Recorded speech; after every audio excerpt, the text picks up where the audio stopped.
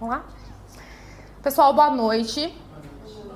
Eu sou Zilá, meu nome é Zilá. Eu vou dar aula de hoje. A gente vai falar dos processos nos tribunais e dos meios de impugnação das decisões judiciais, mas a gente não vai chegar na parte dos recursos, tá? Porque a gente vai parar ali na rescisória, tá? A gente não vai entrar na parte recursal.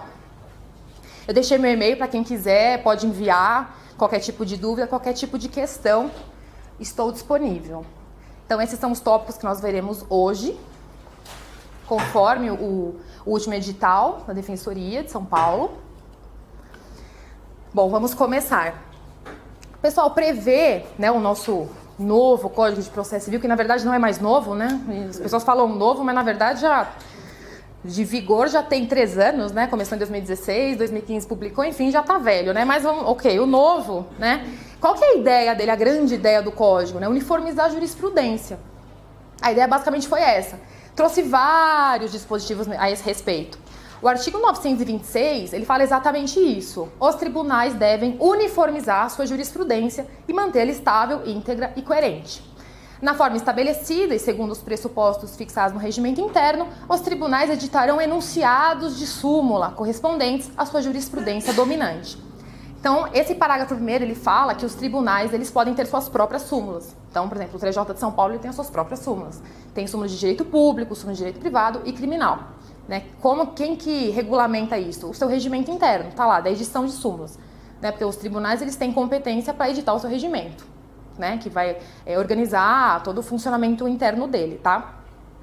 Ao editar enunciados de súmula, os tribunais devem ater-se às circunstâncias fáticas dos precedentes que motivaram a sua criação. Ou seja, né, claro, a súmula, na verdade, o que é súmula, né? Vou até aproveitar e falar um pouco de conceito aqui.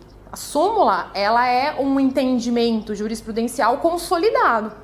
Né? Aquela decisão foi tomada por diversas vezes no mesmo sentido, então por que não formar um enunciado só para ser aplicado a outros casos iguais, né, ou análogos, tá? Então você tem que sempre prestar atenção na súmula, tipo, as circunstâncias fáticas, porque claro, se eu tenho uma circunstância parecida, só que não é idêntica, nem sempre você vai aplicar aquela súmula. Né? A técnica do distinguishing, tipo, será que essa súmula se aplica aqui? Não, mas aqui é outro caso, então tem que ter muito essa noção. No judiciário brasileiro, a gente sabe que, principalmente aqui em São Paulo, né, que é o maior tribunal do país, nem sempre o juiz, né, os relatores, eles têm noção disso, eles não conseguem dar conta, não controlam esse tipo de coisa, né? Ver a circunstância fática exata, mas será? Eles já aplicam, né? Dá até um trabalhinho aí para o advogado, né, para a defensoria também, mas a gente tem que olhar se aquela súmula realmente se aplicaria ao caso concreto, tá? O artigo 927 é muito importante. Né, pode dar uma circulada aí. O que ele diz? Os juízes e os tribunais observarão. Quando ele fala, né, observarão, a doutrina ela diverge. Por quê? Porque esse observarão ele quer dizer que é um dever, então, tipo, tem que observar esses precedentes, ou seria uma mera faculdade, uma escolha? Né? Então, a doutrina majoritária entende que é um dever, tá? Tem que sim observar essas decisões, esses precedentes que estão aqui. Então, quais as hipóteses de jurisprudência, né, que o CPC fala em jurisprudência dominante? As decisões do STF em controle concentrado de constitucionalidade. Na verdade, gente, isso nem precisaria estar escrito aí, né? Porque, assim, a gente sabe que decisões do STF em controle concentrado, a ADI, a DC, a DPF, vinculam. Isso está na lei própria, né, dessas ações constitucionais, nem precisaria estar aqui falando que vincula. Mas, ok, vincula, né? Tem que observar. Ótimo. Inciso 2º, os enunciados de súmula vinculante, claro que vincula ao nome, né? Súmula vinculante, já estava escrito na lei da súmula, já estava escrito na Constituição Federal que tem caráter vinculante. Então, nem precisaria falar que tem que observar, é óbvio, né? Inciso 3º, os acórdãos em incidente de assunção de competência ou de resolução de demandas repetitivas, que a gente vai ver daqui a pouco, e em julgamento de recursos extraordinário e especial repetitivos, que já existia no CPC anterior. Essa questão do IRDR é muito forte, a gente tem muitos no Tribunal de Justiça atualmente. Qual que é a ideia? Você firma uma tese para ser aplicada a todos os casos, né? Então, individuais ou coletivos. Para quê? Para a gente ter segurança jurídica, né? Porque é injusto você vir uma loteria, né? Casos idênticos com soluções completamente discrepantes, né? Então, a ideia é igual eu coloquei ali depois do artigo 926, a ideia da segurança jurídica, né? A ideia de isonomia jurídica entre todos, né? Na medida do possível, né? Porque nem sempre também, a gente não pode aplicar sempre a mesma regra, da mesma forma, senão o juiz fica o boca da lei, né? A gente tem que entender que o juiz ele tem que fazer ali uma atividade integrativa, né? Para além da mera literalidade. Agora, esses últimos incisos são os mais polêmicos. Por quê? Porque, assim, o 927 fala, tem que observar. Aí tá o 4 e 5º falando assim, vamos ler. Os enunciados das súmulas do STF em matéria constitucional, claro, né, STF matéria constitucional, né, só podia ser, né, e do STJ em matéria infraconstitucional, também só poderia ser. Qual que é o problema em falar que, tipo, tem que observar todas as súmulas do STJ e do STF? Gente, tem uma infinidade de súmula completamente superada. E eles não têm controle. Não tem controle para revogar, para editar. É incrível, assim, você vê súmula falando coisas absurdas e tem juízes que ainda aplicam e nem entendem que você tem que fazer uma releitura. Porque mudou o contexto, mudou lei, não tem como aplicar, né? Então, é o que a doutrina chama de súmula zumbi. Porque tá lá, mas na verdade tá completamente superada, tá? Então, é um problema falar, né? Ah, tem que observar a súmula. Mas peraí, a súmula tá completamente desatualizada, superada, né? Então, é uma crítica da doutrina, tá? E, por fim, tem que observar a orientação do plenário ou órgão especial aos quais estiverem vinculados, né? Então, por exemplo, quando o órgão especial do TJ de São Paulo, ele declara inconstitucional uma lei, né, um ato normativo, tá dizendo aqui que deveria vincular. Mas a doutrina, ela critica isso, né? Porque tá falando que a decisão em controle difuso pelo órgão especial vincularia.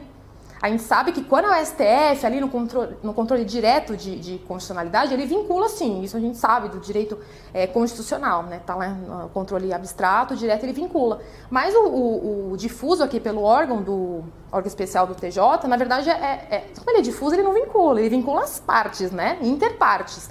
Então a doutrina critica isso daqui, porque está falando para aplicar a orientação do órgão especial de forma vinculante.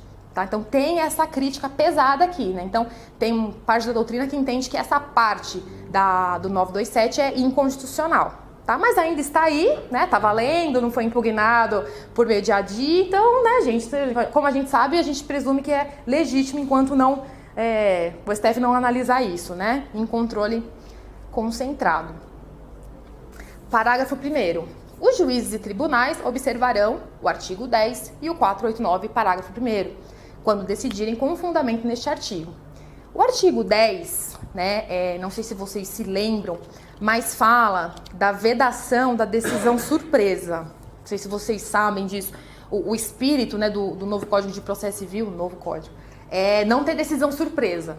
Não sei se vocês já chegaram a ter essa noção, né? Por quê? Porque, na medida do possível, sempre o relator, o juiz, enfim, ele tem que dar a oportunidade da parte se manifestar a respeito de argumentos que ela não utilizou anteriormente, né? Então, qual a ideia aqui? Está falando para aplicar isso aqui também. Imaginemos, então, tem um recurso e o relator, ele vê que tem um enunciado sumular ali, uma súmula vinculante que nenhuma parte falou. Ele tem que falar, a súmula tal fala isso, manifestem-se as partes. É no sentido de não ter uma decisão surpresa. Então, dá oportunidade das partes se manifestarem. É isso que quer dizer. Tá? No caso, por exemplo, em que as partes não falaram a respeito. Tá? E o 489, parágrafo 1º, o 489, ele fala ali dos elementos da sentença, né? E o parágrafo 1º, ele fala assim, não se considera fundamentada a decisão que, né? Depois vocês têm várias hipóteses, depois vocês podem ver com calma. Mas qual que é a ideia aqui? Se uma decisão judicial utiliza, por exemplo, uma súmula vinculante, julgo procedente ou não com base na súmula vinculante tal, e não explica por que está aplicando, a gente pode considerar omissa essa decisão. Cabe, inclusive, parágrafo de declaração. É isso que fala. Ou ainda, se o juízo ele deixa de aplicar aquela súmula sem falar por que deixou. Então, se usa, tem que falar por que está usando. Se não usou, tem que falar por que nesse caso você não usou. Qual que foi a circunstância fática ali que é diferente? Por que você não aplicou? Então, se o juízo não faz isso, é um caso de omissão. Então, cabe embaixo de declaração. É isso que quer dizer esse parágrafo 1º. O parágrafo 2º, ele trata da possibilidade de alterar a tese jurídica, adotada em súmula ou julgamento de casos repetitivos. Tá falando, inclusive, olha, né, a relevância, que pode ser precedida de audiência pública para falar a respeito disso e participação de pessoas, órgãos ou entidades, né? É tipo amicus curiae. É basicamente isso, tem um apoio ali para ver se é possível, se é caso de alterar a norma ou não, alterar a tese. É o que a doutrina chama de overruling, né? Que é a superação, né, daquele entendimento firmado anteriormente. Seja pela superveniência de uma nova legislação, seja porque mudou o contexto mesmo, contexto social, jurídico, político, né, econômico, então muda muito, né, e infelizmente no nosso país a gente não tem controle de súmula, é uma coisa bem... É difícil ter uma súmula cancelada efetivamente, né, muitos juízos eles deixam de aplicar porque já entenderam que está superado, mas assim, poucas vezes você tem uma revogação da súmula, podem reparar. Inclusive com o novo CPC, muitas do STJ ficaram superadas. E a maioria continua lá. Se você entrar no site ali, tá lá, bonita, como se, né, tivesse super consentânea com a realidade e na verdade não está. Na hipótese de alteração da jurisprudência dominante do STF e dos tribunais superiores, ou caso de repetitivos, pode haver a modulação dos efeitos. Aqui, gente, é a mesma coisa que tem, né? Não sei se já chegaram a ver, acredito que sim. Controle concentrado de constitucionalidade perante o STF, que ele pode modular os efeitos daquela declaração de inconstitucionalidade, né? Então, sempre para ter uma proteção do interesse social, né? Sempre segurança jurídica, sempre nesse sentido. Então, por exemplo, a gente muda hoje, o tribunal fala, vamos mudar a súmula tal porque não tem mais sentido, tá? Mas espera aí, essa decisão vai viger a partir de quando? A partir de hoje? Né, do julgamento ou da publicação desse julgamento, ou para o futuro, você pode jogar para o futuro, né, ou retroage, então você tem como modular os efeitos dessa alteração da tese, tá? E os tribunais darão publicidade aos seus precedentes, é muito importante isso, organizando-os por questão jurídica decidida e divulgando-os preferencialmente na internet. Se vocês tiverem curiosidade, no site do TJ tem um monte, tem umas listas imensas, né? Tudo organizadinho, o STJ, o que decidiu, com o número do tema, da tese, os artigos constitucionais e legais dos temas, tudo, é uma lista bem longa. O problema é justamente o que eu tô falando. Os que ficaram lá em cima, provavelmente já estão desatualizados. E aí não tem controle, né? Desatualizado no sentido de ser superado o entendimento, né? Nesse sentido, principalmente. Então, assim, tem as listas, é bom sempre consultar, principalmente esses vinculantes mesmo, tá? Tipo, recurso especial extraordinário repetitivo, que tem milhares, né? Assim, se vocês entrarem lá, vocês ficam até assim, meu Deus, quantas teses, quantas coisas. Assim, a gente trabalhando no judiciário é difícil dar conta, é muita tese, é muita coisa. E às vezes é muito engraçado, porque às vezes o próprio STF, por exemplo, ele fala, reconheço que tem repercussão geral nesse caso. Mas não fala nada de suspender os processos que tem a ver. Então fica aquela coisa, suspende automaticamente, não suspende? Porque se você deixar o processo rolando, aí muda o entendimento lá no julgamento, como que faz com o processo que já foi julgado, né? Então tem todas essas questões mal resolvidas, né? É judiciário brasileiro, né? É mais uma jabuticaba aí no nosso país. Bom, por fim, o artigo 928, ele fala assim, para os fins deste código, considera-se julgamento de casos repetitivos a decisão proferida em... Então, para fins desse CPC, o que é caso de julgamento repetitivo? O que é repetitivos? São apenas duas hipóteses. O IRDR, que a gente vai ver logo, e recurso especial e extraordinário repetitivos. Esse recurso especial e extraordinário repetitivo já existia no CPC anterior. O novo é o IRDR, é o incidente de resolução de demandas repetitivas, tá? A segunda hipótese foi mantida do CPC de 73. Parágrafo único. O julgamento de casos repetitivos tem por objeto questão de direito material ou processual. Então, deixa claro que não precisa ser só direito material, pode ser direito processual também, tá? Bom, como eu mencionei, parte da doutrina fala da inconstitucionalidade do artigo 927 por aqueles motivos que eu comentei, né? De o legislador infraconstitucional tá dando eficácia vinculante a decisões que não têm previsão de serem vinculantes, né? É essa crítica que a doutrina faz, né? Como que eu vou ter que adotar o entendimento do órgão especial, do tribunal, sendo que lá era um controle difuso de constitucionalidade, não tem efeito vinculante. E aqui tá falando observará. Então, tem uma crítica nesse sentido.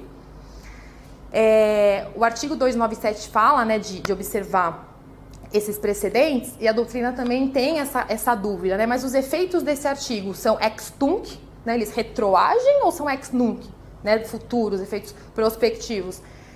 Por segurança jurídica, o ideal é que seja do vigor do CPC para frente, né? Porque como que você vai falar que julgados anteriores, teses anteriores, passarão no futuro a serem vinculantes? Então, qual que é a ideia? Por segurança jurídica, só vão vincular as teses que forem editadas já na vigência do novo código. A ideia é essa, por segurança jurídica, entendeu? Então, assim, a gente pega uns casos lá no tribunal tipo, partes falando que não foi aplicada uma tese há 2 anos lá no processo dele. Normalmente é reclamação, eles entram uma reclamação. E a gente nem conhece. Por que a gente não conhece? Porque na época não era vinculante. A gente nem conhece porque na época a tese não era vinculante. É nesse sentido, é daqui pra frente, do vigor do novo código pra frente. Antes, o que não vinculava, não vinculava. Entendeu? É esse o sentido. Porque o 927 ele trouxe novas hipóteses de vinculação. Certo? Desculpa, às vezes eu tô indo rápido, me avisa, tá? Eu fico meio, mas desculpa, pode voltar, pode falar, tá? Não tem problema.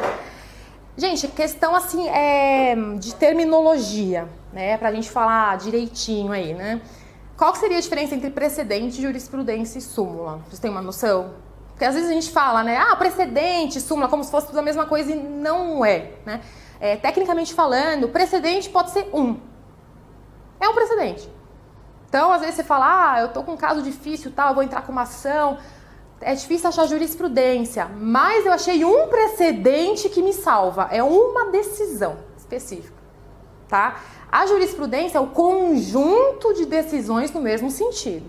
Aí são várias decisões no mesmo sentido proferidas pelo mesmo tribunal, né? A jurisprudência do STJ é nesse sentido, a do STF naquele sentido.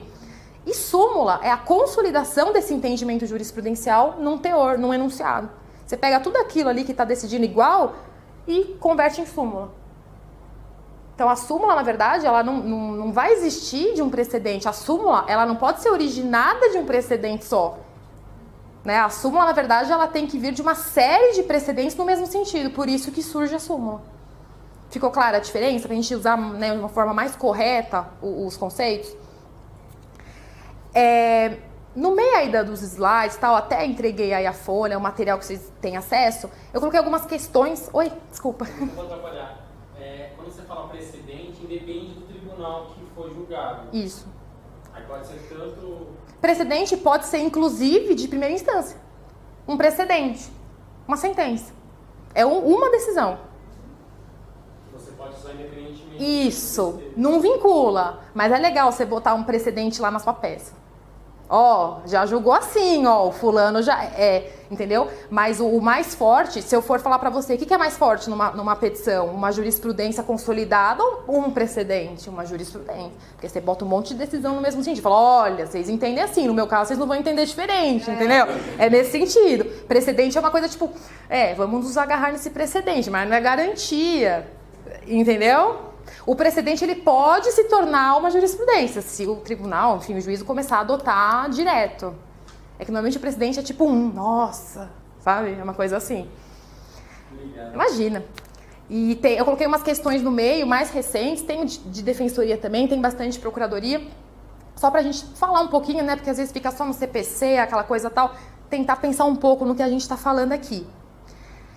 A respeito do julgamento dos casos repetitivos, identifique técnicas ou institutos processuais legalmente previstos para formar decisões que serão consideradas julgamento de casos repetitivos. Gente, eu já vou até falar, né, onde estaria a resposta. Aqui no artigo 928, o CPC ele já fala, para fins de CPC, o que é caso repetitivo? São essas duas hipóteses, o IRDR e o RESP e o RE repetitivos. É isso, a resposta seria essa. O 928.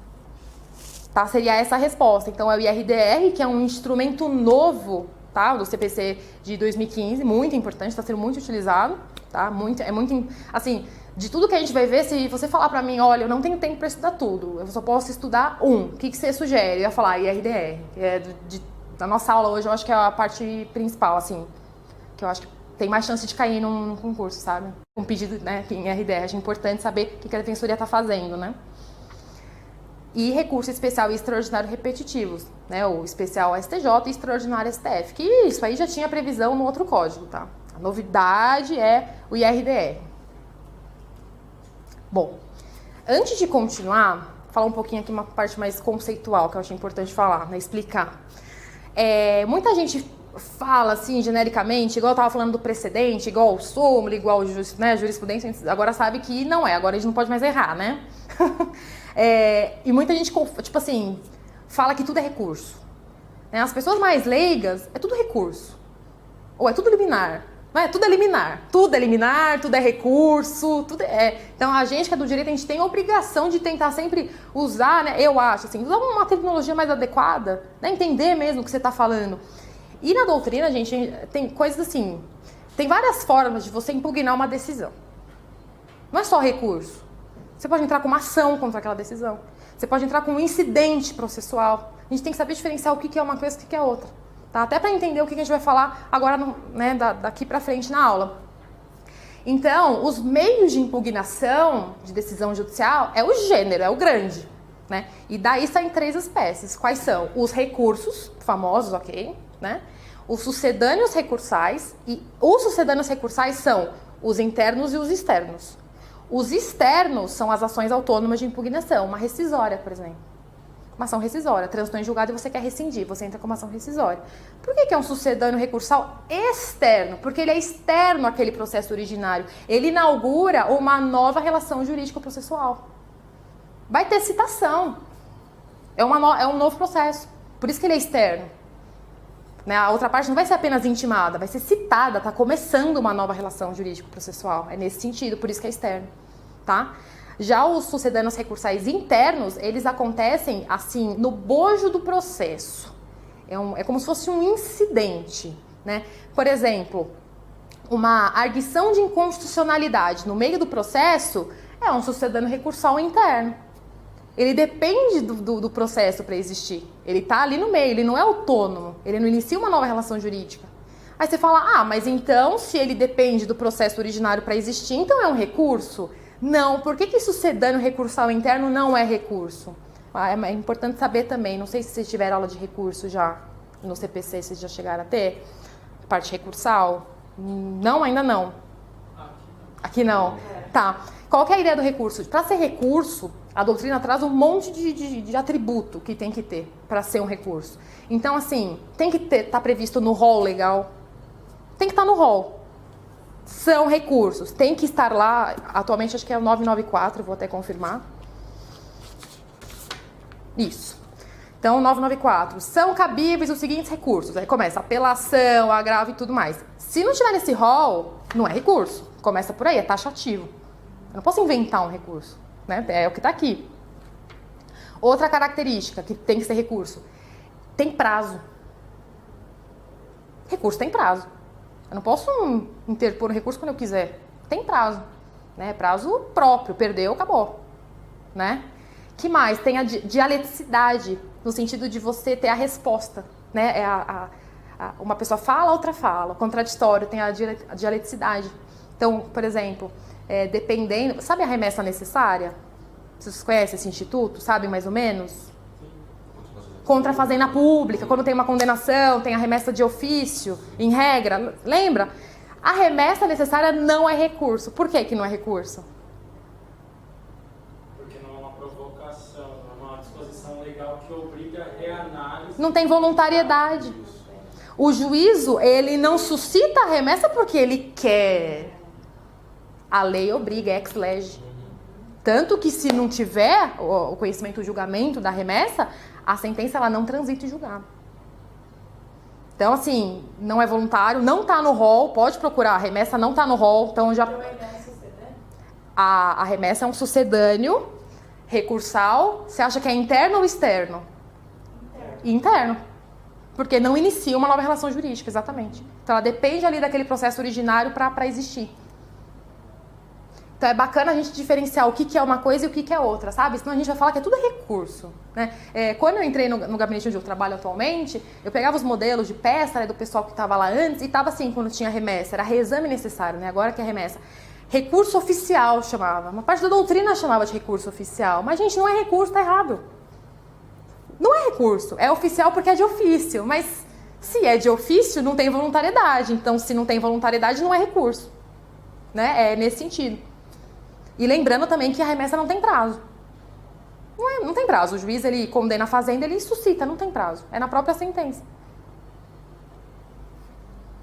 Igual eu comentei aí, né? A remessa está no 496, para quem quiser dar uma olhada.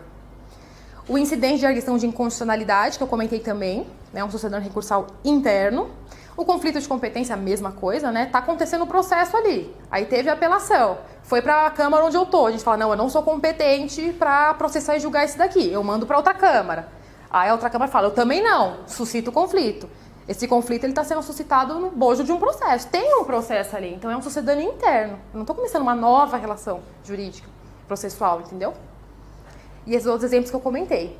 Os externos, como eu mencionei, gente, eles inauguram uma nova relação jurídica.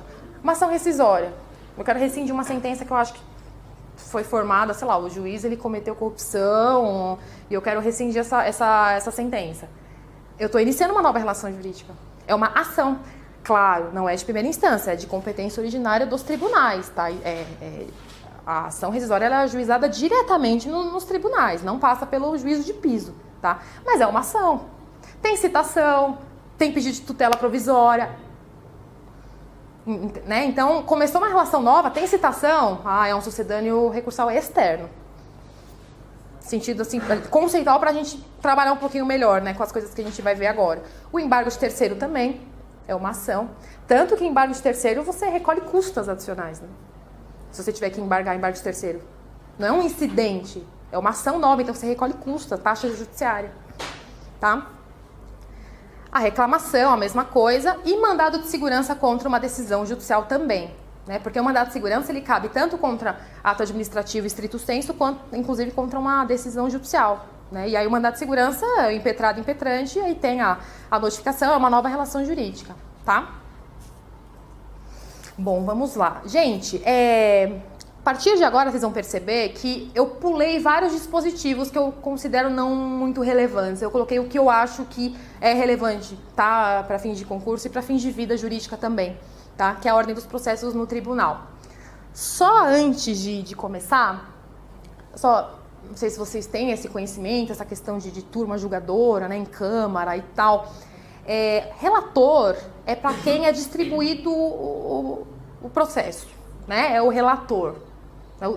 Não digo que é o dono do processo, mas ele vai ali dirigi-lo. É essa a ideia. Se tiver que produzir prova em segunda instância, é ele que determina.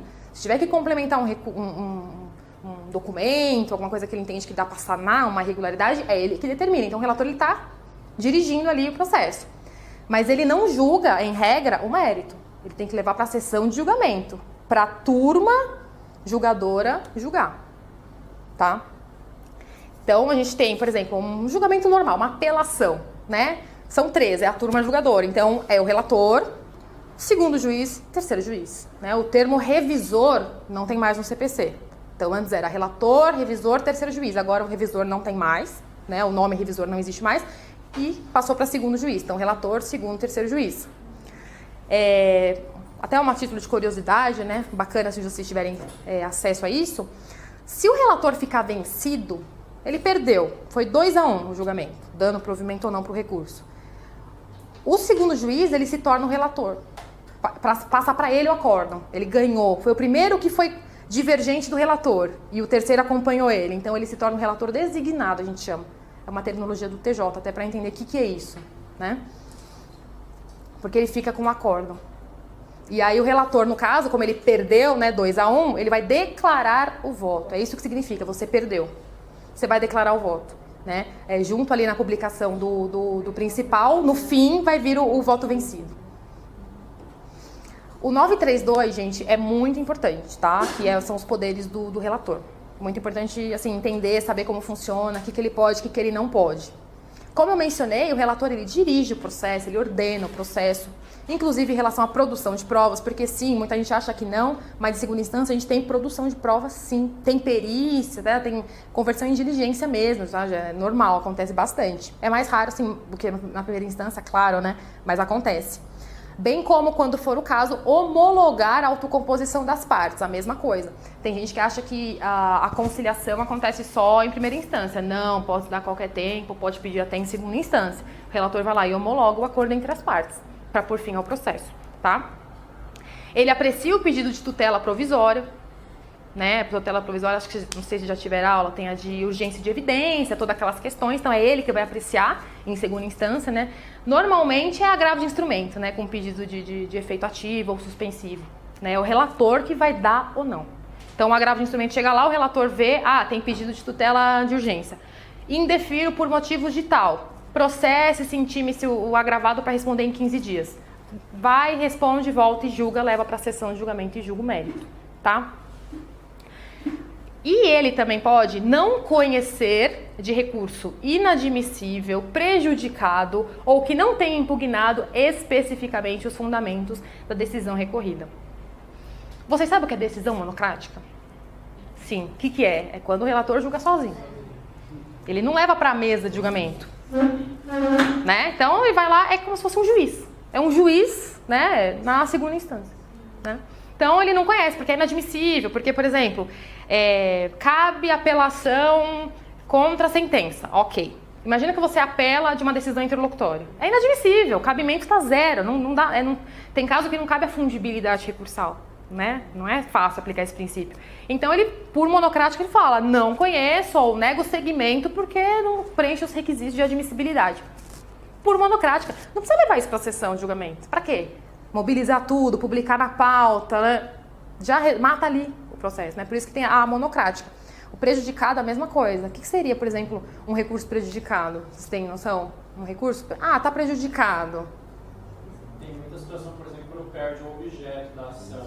Aí acaba sendo prejudicado e não há mais discussão sobre aquela questão. Exatamente. Por exemplo, vai discutir um sequestro de algum valor da municipalidade, só que já foi levantado, já isso. O pagamento não há sentido mais para julgar aquele recurso. Exatamente. Uma situação, por exemplo, de reintegração de posse, que já foi no escritório, que já houve a devolução do imóvel, já foi normalizada a situação, quem estava lá já saiu e não há mais porquê. Você vai julgar o quê, né?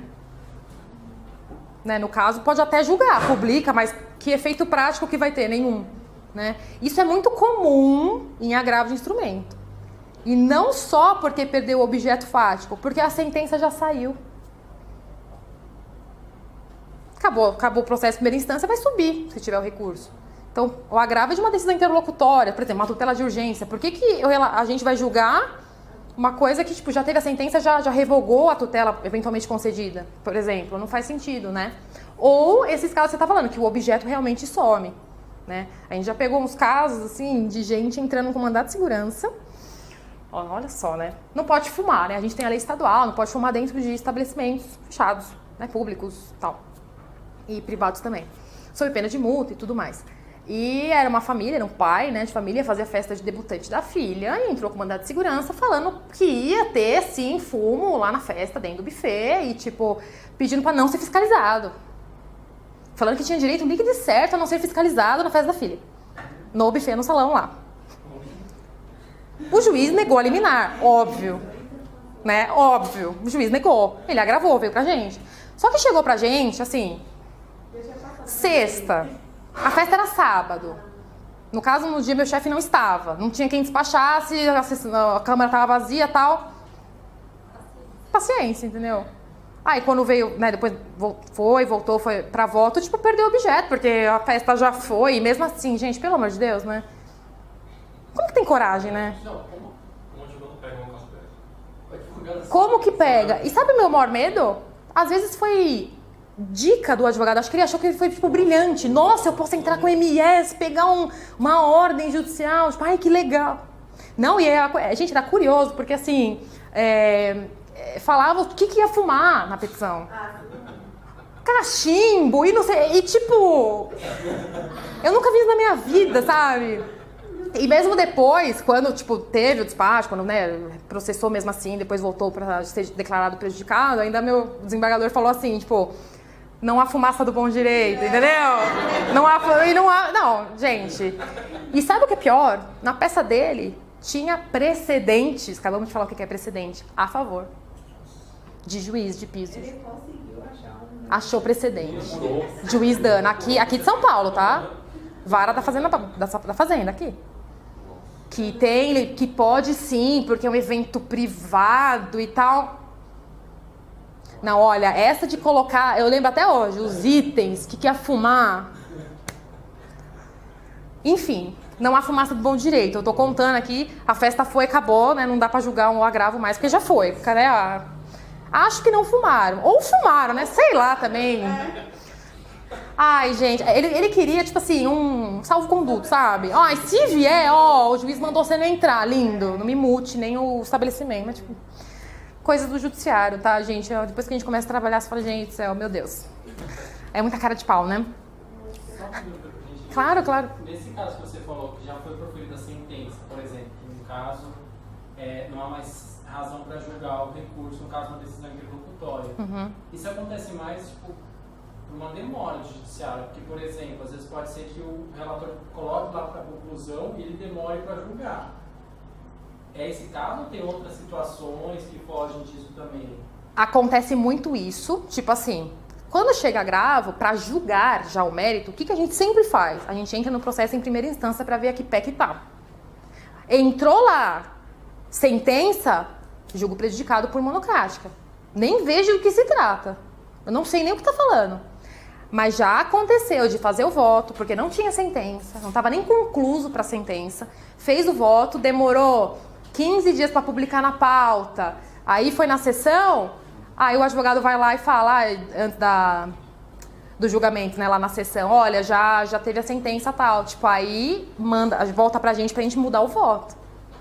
Acontece isso também. É mais raro, tá? Porque às vezes é até rápido, tipo uns 10 dias para sair, uns 15, agravo, é mais rápido do que a apelação, por exemplo, para ser publicado e tal. Mas assim, acontece. Acontece de tudo, tá? Enfim, a gente até que faz bastante dessa monocrática, assim, porque, gente, tem vara que é muito rápida. Tem vara, ainda mais processo eletrônico. Meu Deus, quando você vê, já suscitou a remessa, já tá no tribunal, você tá lá na grava, sabe? E não que você tá demorando, tipo, é que lá, tipo, é muito curioso, assim. Mas o que tá acontecendo muito, olha só, falando, né? Se o relator, ele dá o efeito suspensivo, paralise o andamento do processo em primeira instância. Ok, o juízo não tem outra escolha, ele vai suspender até sair a nossa decisão e aplica lá. Mas a juizada tá suspendendo sem a gente dar a ordem de suspender. Eles ficam esperando a nossa decisão. Tipo, a gente não dá o efeito e suspende. Aguarde essa decisão na segunda instância. Tá assim. Mas não é? Mas tá demais. Tipo, não vou mexer mais nisso, se vira. A gente até brinca, nossa, que coisa, né? Agora não dá pra dar monocrática de prejudicado, né? Você tem que julgar, não tem jeito. Tipo... verdades do judiciário, né? Bastidores. Enfim, vamos lá. O relator, ele também pode negar provimento a recurso que for contrário a. Então, qual que é a ideia aqui? É uma decisão, é um recurso contrário a uma jurisprudência pacificada? Nega o provimento. É isso que está querendo dizer essas hipóteses. No sentido de uniformizar a jurisprudência. Vamos padronizar para todo mundo ser feliz e ter o mesmo provimento jurisdicional. É nesse sentido. Da mesma forma, depois de facultada contra razões, dar provimento a recurso se a decisão recorrida for contrária também à jurisprudência pacificada. Sempre no sentido de vamos adequar, vamos, né, parar com essa loteria que é o judiciário, vamos ser coerentes nas nossas decisões, né, e tudo mais. Inclusive, isso é muito curioso, né, porque, assim, o judiciário não tem controle, né, de quase nada. E o mesmo... Olha, gente, é muito engraçado isso, assim... Dentro de um mesmo gabinete de trabalho, por exemplo, lá onde a gente trabalha, né, o gabinete de direito público, a gente tá, o desembargador e 6 funcionários, né? Entre a gente saem votos diferentes sobre o mesmo tema. Olha, entre nós, imagina um tribunal imenso como o de São Paulo. É muito difícil você ser coerente. Advogado esperto esfrega na cara do relator. Mês passado você falou o mesmo caso e, tipo, foi outra coisa. E aí você tem que dar, né? Você tem que, tipo, dar provimento, porque realmente...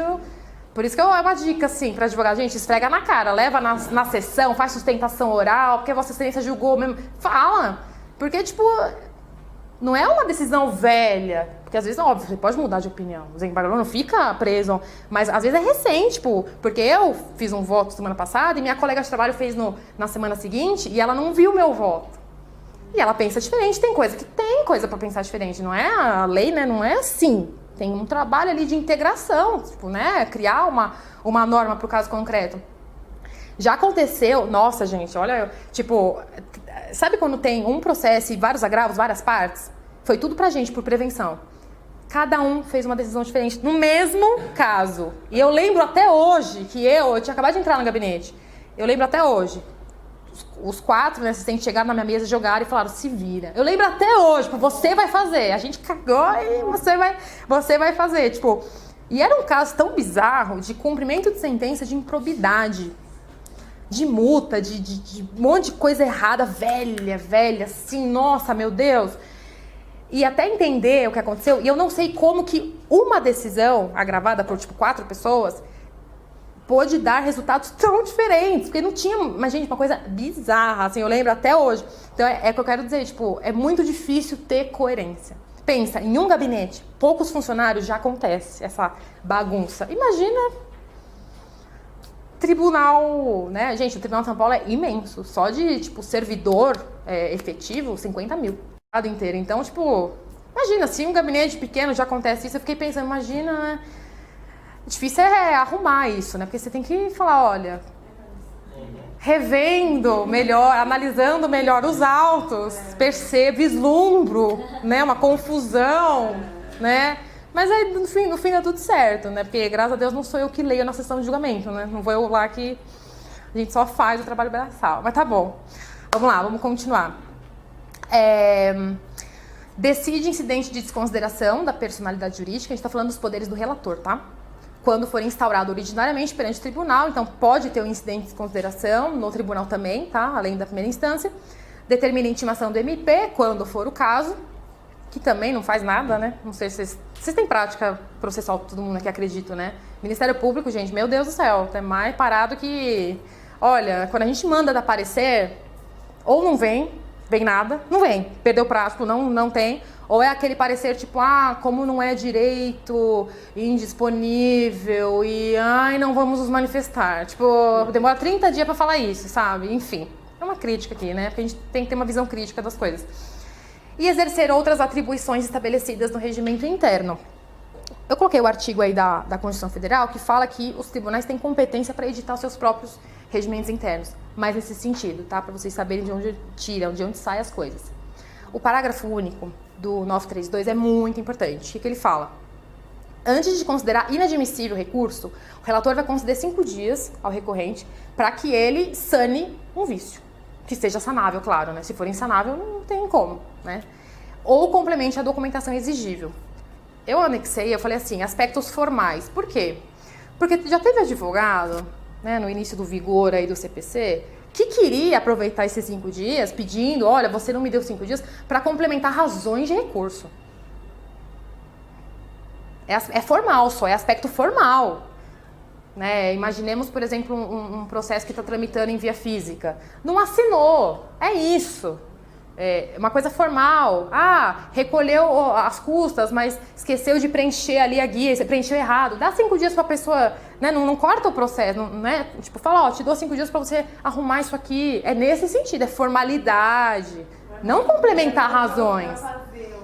Entendeu? Tipo, esqueci de impugnar o capítulo tal da sentença. Filho, acabou, precluiu, acabou. Né? Isso, gente, acredite, tá? Essa decisão é uma decisão da STJ. Chegou no STJ isso. A pessoa falou, não, eu tenho direito e tipo, não é pra complementar a razão de recurso. É aspecto formal, documentação, vício sanável, irregularidade. Sabe irregularidade? Vem um negocinho errado. É isso. Né? Tipo assim, juntou uma procuração com um monte de advogado, esqueceu justamente do que assinou. Tá bom, enfia ele aí, faz um subs, né, estabelecimento. É nesse sentido. Só aspectos formais. O 937, ele trata da sessão de julgamento, especificamente da sustentação oral. As partes têm 15 minutos, tá, pra falar ali, né, o que bem entender, inclusive o Ministério Público, tá? Não passa de 15, tá? Não pode passar de 15. E, assim, a prática aqui do TJ, né, não sei se de outros tribunais também, mas aqui é assim, Se você falar, ó, vai lá e pede a preferência porque você quer fazer a sustentação na sua apelação. Se chegar em você e, por exemplo, eles estão dando provimento, eles te avisam. Ó, doutor, eu vou dar provimento então, você não precisa fazer. Dispensa, porque você já ganhou. Né? Só se você fizer muita questão de ir lá na tribuna, investir aquela fantasia, ai como eu sou lindo, meu Deus, né? Aí eu pularia, eu caia fora correndo, né? Mas, enfim, tá? A prática é essa, até, né? Imagina. Eu acho até bom isso, de ser prático, né? Porque a gente tem sessão de julgamento que, tipo, tem muito advogado. Que parece... Não, parece... Eu ia falar que parece a Sé, mas é a Sé ali, né? Claro que... Não, tipo, é uma coisa assim... Eu já vi fila, assim... Que eu falo, gente, isso tudo é pra... Tanto que o meu marido é advogado. E ele fala, tipo, que... Já aconteceu muitas vezes dele chegar e não ter a roupinha, a fantasia. Não tem. Ele comprou uma pra ele, mandou fazer. Ele tem uma lá em casa. Porque não sobrava. Fila, assim, quilométrica. Então isso acho que ajuda. Tipo, gente, ó, você não precisa, você também não, entendeu? Né? Eu acho importante fazer. Contraditório, tal, cutucar o desembargador. Mas, gente, se, né, num caso desse já ganhou. Seu cliente já vai ficar feliz, né? Aí tem os 15 minutos para as partes. E, gente, o CPC, ele prevê os casos em que cabe, tá? E não é sempre que cabe a sustentação oral, tá? Então, por exemplo, embargo de declaração, não cabe. Não está previsto, não cabe, né? Agora, apelação com certeza, recurso ordinário, especial, extraordinário, ali perante os tribunais superiores, embargo de divergência lá também, rescisória, MS, reclamação. Mandado de segurança, tinha uma dúvida, né? A doutrina, ela falava assim, mas o mandado de segurança cabe no julgamento, por exemplo, de uma liminar, um agravo, né? Uma coisa na liminar, ou só no julgamento final? E teve uma disposição, não lembro exatamente o artigo, na lei do mandado de segurança, uma última lei que alterou alguma coisa lá, falando que na liminar também cabe a sustentação oral, tá? Tanto para a liminar quanto para o julgamento final, tá? E reclamação também. Olha só, isso é uma pegadinha que eu já vi em concurso. Cabe sustentação oral em agravo de instrumento apenas se a decisão interlocutória agravada se tratar de tutela provisória. Só. Outros casos não cabe. Então é só se está falando de tutela provisória. Só. Apenas. Tem advogado que força a barra, fala, não, mas meu caso... Não cabe. Né? A gente é muito engraçado. Liga lá no gabinete e fala, ai, no meu caso, cabe. Eu falo, olha, o CPC, olha, o artigo tal, se o senhor abrir seu CPC, é nesse nível. Eu não vou chutar a pessoa, mas assim... Ah, porque eu sou do interior. Eu falo, então, mas daí? O CPC é o mesmo, é nacional, entendeu? Tá bom. Gente, é assim mesmo, tá? Não é glamour, não. Aí também está aqui que cabe a sustentação em outras hipóteses previstas em lei ou regimento interno. Então, tem casos que estão no regimento interno do TJ, tá? Tem alguns casos que não estão aqui, mas especificamente cada tribunal tem sua peculiaridade, tá? Nos processos de competência originária, aqui previstos no inciso tal, caberá no agravo interno interposto contra a decisão de relator que o extinga. O inciso, o sexto, é esse aqui, né? Rescisória, MS, reclamação, que são processos de competência originária do tribunal. Ele começa ali, né? Ele não passa pela primeira instância. Cabe sustentação, porque assim, o que acontece? Como são ações originárias, como eu mencionei, tem citação, é um processo novo. A ação, na verdade, é uma petição inicial. Então, você tem a PI, né? A petição inicial da ação rescisória. E como é uma petição inicial, o relator, ele pode indeferir a inicial, extinguindo o processo. É como se fosse um processo de primeira instância, mas é no tribunal. Né? Então aqui, imaginemos que o relator ele pega a inicial da rescisória e fala, não cumpre os requisitos, é incabível tal. Ele extingue, né? Cabe o agravo interno. Tá falando aqui. E no caso de cabimento, cabe a sustentação oral. É isso que está querendo dizer esse parágrafo 3º. Ficou claro? Se eu estiver falando muito rápido, desculpa, pode me cortar, é que tem bastante conteúdo. O 941, ele fala, né, como que é ali na sessão, proferidos os votos, o presidente anuncia o resultado, né, cada Câmara ali tem o seu presidente, que é um dos desembargadores, designando para redigir o acórdão o relator. E como eu mencionei, se ele for vencido, o autor do primeiro voto vencedor. Né? Então, o relator falou o voto dele, o segundo foi contra, o terceiro acompanhou o segundo se torna o relator designado. Né? E o relator é o vencido, vai declarar o voto, né? Igual eu mencionei aí. O voto pode ser alterado até a proclamação do resultado e tal, né? Isso, ok, nada demais. São 3 juízes, como eu mencionei, o relator, segundo juiz e terceiro, é a turma julgadora, que a gente chama, né? A Câmara é maior, a Câmara são 6, né, aqui no TJ, e a turma são 3, tá? O voto vencido vai ser declarado, né, tem que estar ali compondo o acórdão, e é parte integrante do acórdão para todos os fins, inclusive pré-questionamento, tá? Como se fosse faz parte ali do acórdão mesmo. A turma é sorteada ou tem turmas fixas? É fixo. É fixo. É sempre fixo. Então, tipo assim, lá a gente sabe quem é o nosso segundo juiz, quem que é o terceiro, quem que, entendeu? A gente é segundo juiz de um desembargador específico, você já sabe, não muda. É fixo, entendeu? Você até vê, né? Ah, fulano enche o saco ali daquele lá. Tipo assim, é muito curioso. Assim, pela prática, tem posicionamentos, por exemplo, do relator que são muito diferentes do segundo. Então, você sempre vê que o segundo vai ser contra, sempre diverge a mesma coisa. Porque, sabe aquela... Tem essas coisas. Ah, fulana sempre dá, que nem esses dias, tipo, o meu chefe, o desembargador, ele reclamou, assim, que a terceira juíza, ela divergiu, né? E aí, assim, processo digital, julgamento virtual, né? Então a gente tá fazendo muito. Só que quando tem divergência, tira do virtual para pôr no físico, para ter um debate ali, né? O advogado pode sustentar também e tal. E era uma questão de home care, né? O IANSP, que é o Instituto da Saúde Pública do servidor estadual, ele estava sendo, a pessoa, né, a servidora queria home care na casa dela, pelo IANSP. E meu chefe é contra, ele acha errado, não tem previsão legal. Enfim, também a pessoa não estava morrendo pra tanto, sabe? E essa desembargadora, ela dá, assim, de qualquer forma, e dá, e aí tem uns... Porque é sempre assim, ele fala, ela sempre dá nesse sentido, e sabe que perde, tipo, tanto que ele já se conhece, sabe o posicionamento um do outro. Então, meio que, fulano vai chiar, você sabe, então, é fixo. Tá? As turmas de Câmara são fixas. Claro, se morrer, se for licenciado, se sair, aí tem uma pessoa nova, mas é fixo, tá? O 942, gente, é muito importante. Não sei se vocês sabem dessa disposição. Mas, como o CPC novo, os embargos infringentes, eles não existem mais. Isso, vocês sabem, né?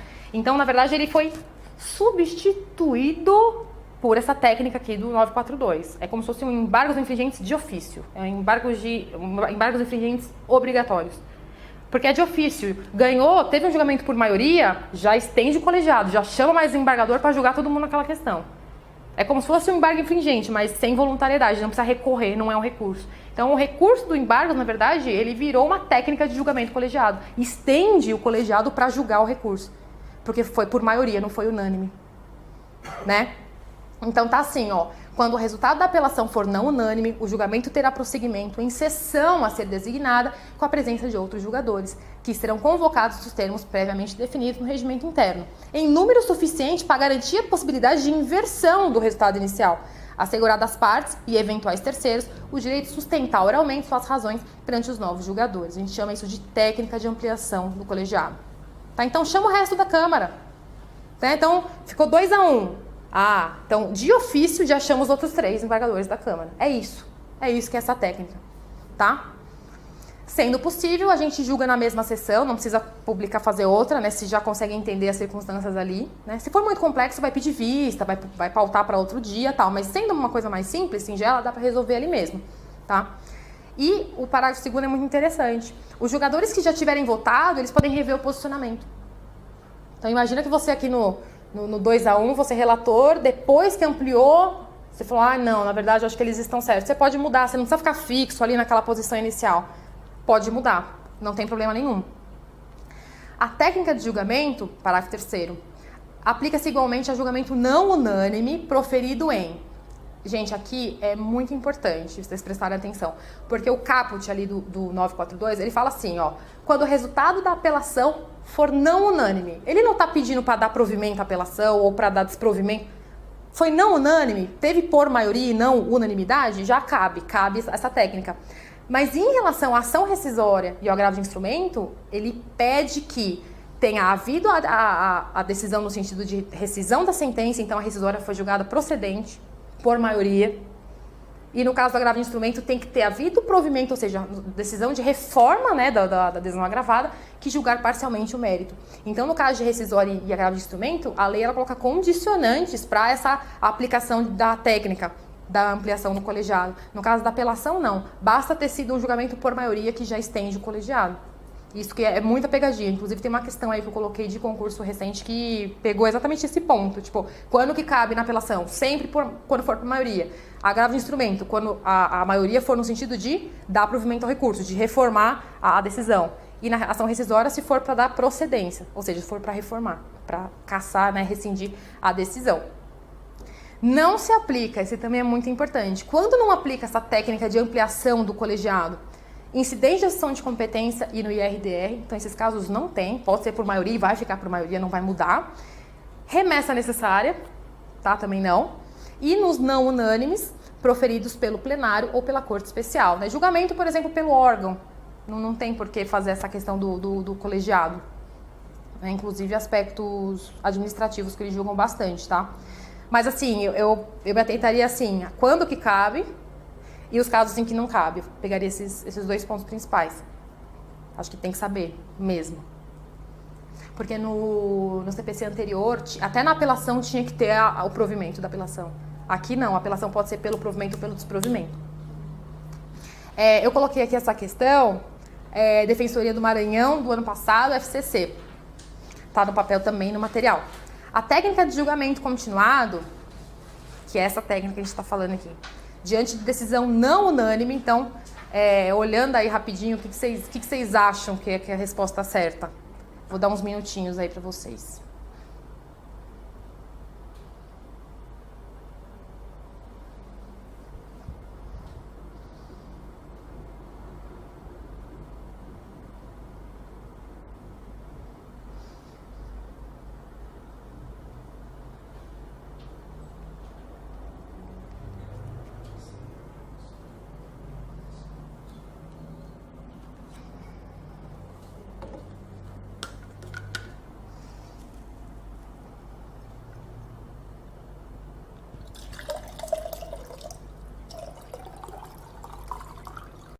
Né?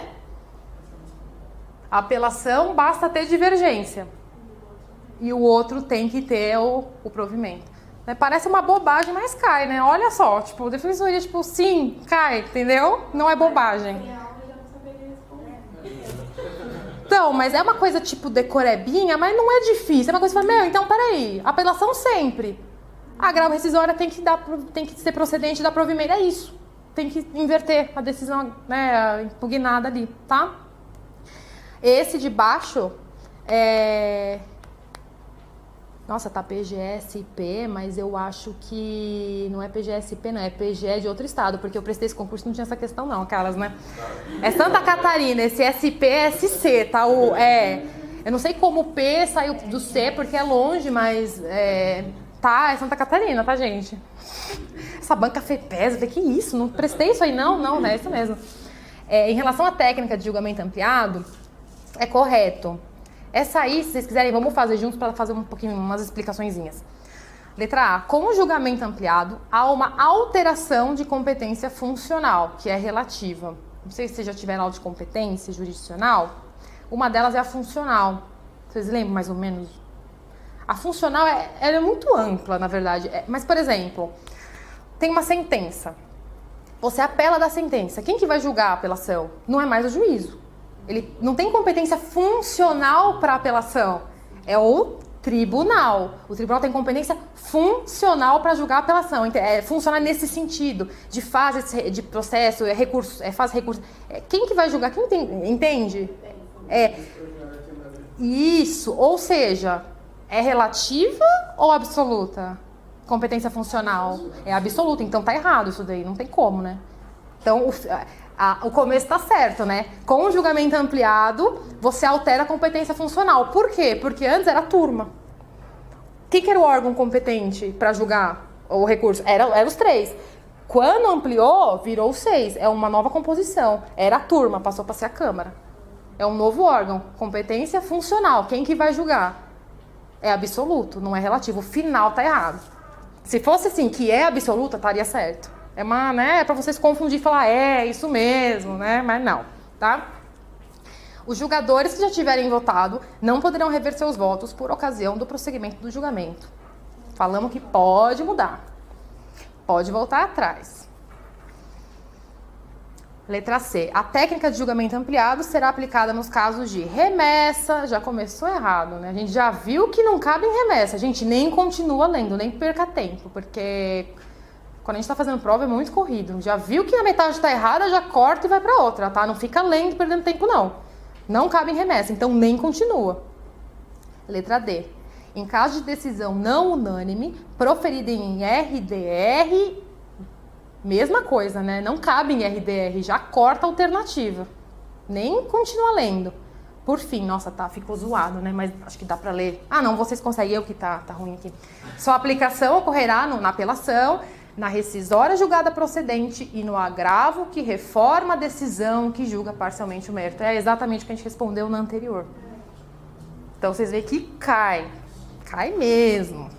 Então, é a letra E. Bom. Isso, da Câmara. Isso. Então, a turma era o órgão originalmente competente. Virou 6, a Câmara. Mas por que isso acontece? Por causa dessa técnica. Porque foi por maioria. É por isso.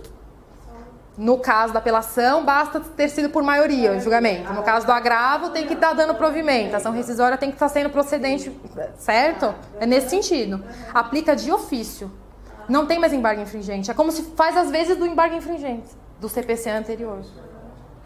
Se faz realmente essa substituição do infringente. Isso. Porque eu estava confundindo técnica de julgamento que eu nunca ouvi falar disso aqui. Aí eu fiquei na dúvida, falei, será que é o substituir? Isso, mas é um embargo infringente automático. Então não precisa nem fazer nada. Nada. Ali mesmo, os bonitos estão lá e chama os outros bonitos e faz tudo ali. Na mesma sessão? Pode ser. Igual eu comentei, se for uma questão mais simples, que falando ali, lendo a ementa, já tem noção de posicionamento formado, já faz ali mesmo. Outros casos complexos, não. Pede vista, vai para outra sessão, tem um prazo, tem um tempo para se juntar de novo os 6 e julgar. Competência funcional, um novo órgão jurisdicional. Mas os 6 já estão julgando ali, já, né? Por exemplo, o processo deles em si, na turma. É isso? A turma já proferiu o voto, os 3. Aí foi por maioria. Estende, chama o resto. Gente, dá para julgar hoje? Vamos julgar hoje? Vamos. Já tem o posicionamento firmado. Pronto, o resultado vai ser ali.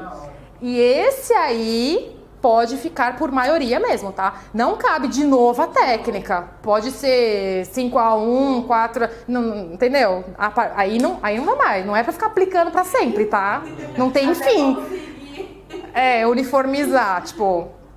Inclusive, fofocas do judiciário, gente. Judiciário News, né? Tem muitas câmaras que, tipo, eles combinam pra não ter nenhuma divergência, pra não ter essa técnica aí, tá? Tipo, muda posicionamento só pra não abrir chance.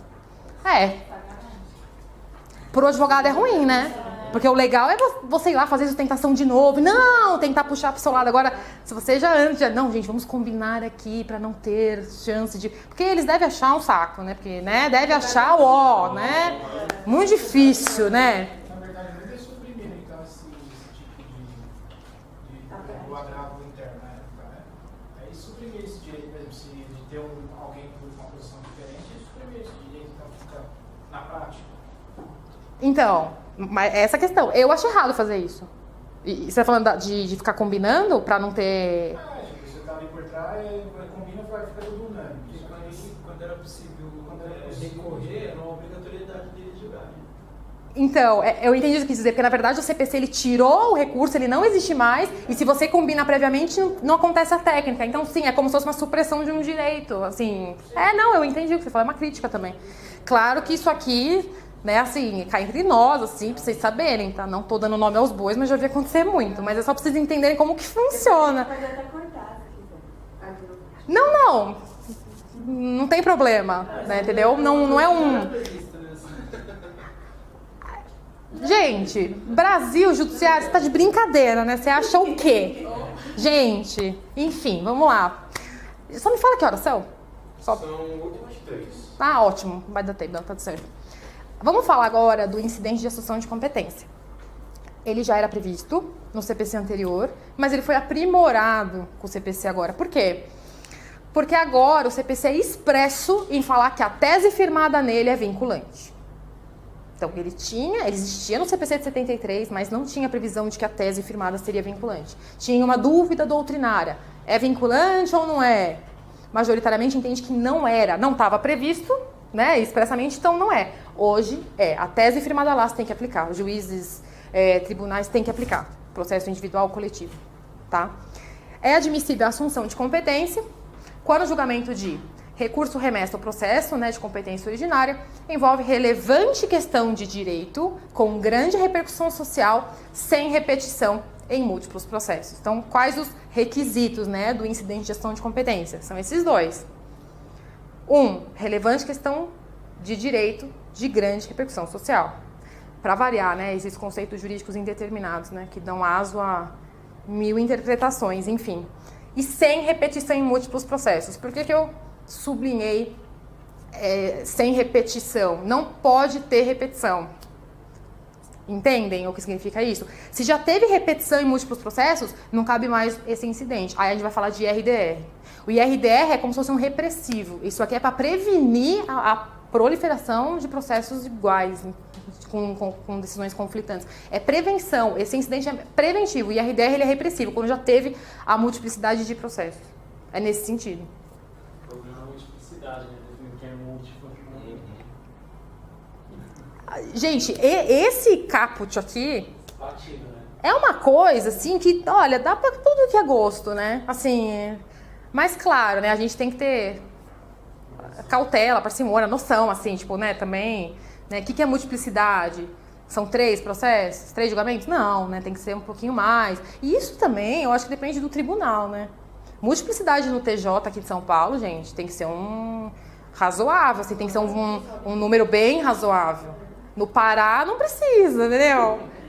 Não, lá não precisa ser, porque lá, né, tem poucos processos, poucos desembargadores, enfim. Mas aqui, tipo, precisa de uma, né, quantidade boa, assim, de processo. Ocorrendo a hipótese de assunção de competência, que é essa do caput, o relator proporá de ofício ou a requerimento. Da parte, MP, defensoria pode pedir também, tá? Que seja o recurso remesso ou processo julgado pelo órgão colegiado que o regimento indicar. O que acontece aqui? Imaginemos que eu tenho um processo, eu sou parte e eu apelei, tá? Eu perdi, eu apelei. E eu tô vendo que é uma questão muito relevante, de grande repercussão social, mas ainda não teve repetição em múltiplos processos. Tem uns gatos pingados aí, mas eu acho muito importante, eu acho que seria bom prevenir essa multiplicidade. Falo com o advogado, tá, ele vê isso pra mim e tal. Aí, já tem o recurso, tá? Eu já apelei, tá pendente de julgamento, já foi distribuído tudo. O meu advogado ele pode pedir, por petição, a instauração desse incidente.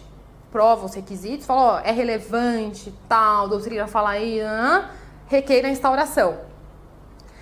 Só que assim, se for admitido, também eu vou falar isso, né? São 2 julgamentos. O primeiro é de admissão. Eles têm que admitir o incidente.